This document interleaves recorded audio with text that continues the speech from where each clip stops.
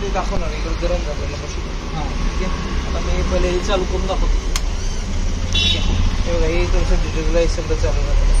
ठीक आहे. इकडे तुम्हाला दाखवणार की हीट होतात नाही होतात काय होतं ते सगळं तुम्हाला दाखवणार. ठीक आहे. हे आता मी हीट चालू केलं तर ही तुमचं हिटिंगला चालू होतं. हिटिंगला कसं करायचं हिटिंग पॉईंट किती आहे ना माझी? हां हिटिंग पॉईंट हे बघा ह्याच्यामध्ये येतं 200 डिग्रीजपर्यंत येतं. 200 डिग्रीज मॅक्सिमम राहतात.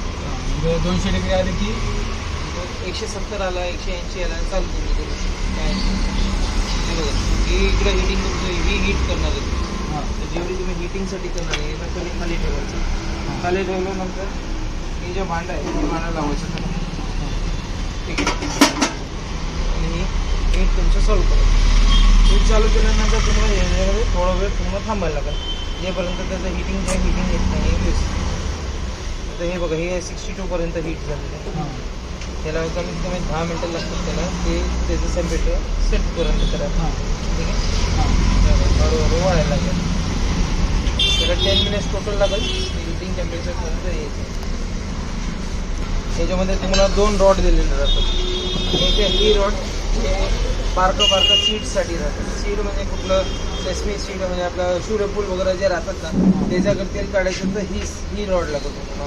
जे मोठं गोष्ट राहणार आता ह्याच्यामध्ये मी मोठं गोष्टचं ऑलरेडी टाकायचे जसे शेंगदाणे झालं बदाम झाले खोबरे झाले सोयाबीन झाला त्याचं मी आता ऑलरेडी टाकलेलं आहे.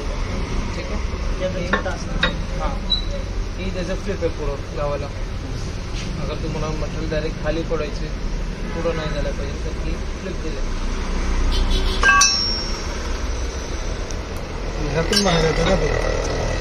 याच्यामध्ये स्क्वीज होणार तुमचं स्क्वीज होणार. अगर कधी अटकलं ते बूस्टर प्रेस केलं तर ते स्क्वीज होऊन लवकर बाहेर निघणार. हे तुमचं क्लिनिंग सिस्टम ही स्क्वीजिंग सिस्टम. ज्यावेळी तुम्हाला चालू करायचं मशीन स्क्वीजिंग सिस्टमला करायचं. स्क्वीजिंग सिस्टमला चालू केलं तर मशीन तुमचं चालू होऊन जातं. तुमचं मटेरियल निघणार आहे तुमचं तेल. आणि ह्याच्यामध्ये ज्यावेळी काम झाल्यानंतर ही क्लिनिंग सिस्टमवर करायचं. क्लिनिंग सिस्टममध्ये जे पण आतमध्ये मटेरियल राहणार आहे ते सगळं तुमचं निघून येणार.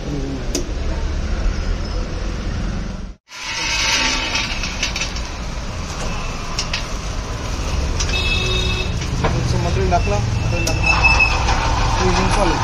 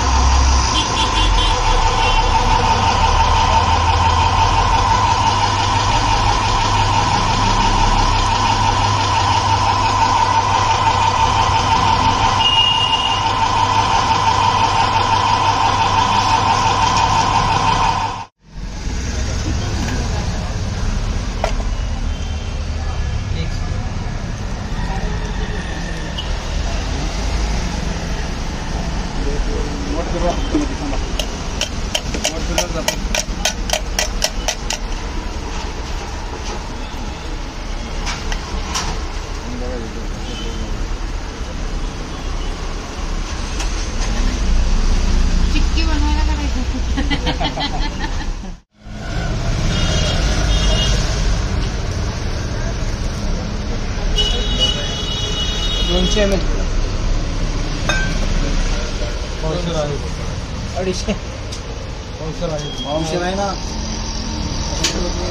अजून कलर जाते की सगळं माल आहे. इक्युअल मालमुळं तुम्ही काय बिमारीचा इश्यू नाही, काय नाही. थोडा महाग जाईल पण ही लॉंग लाईफसाठी राहणार आणि ही तेल तुमचं कधी खराब नाही.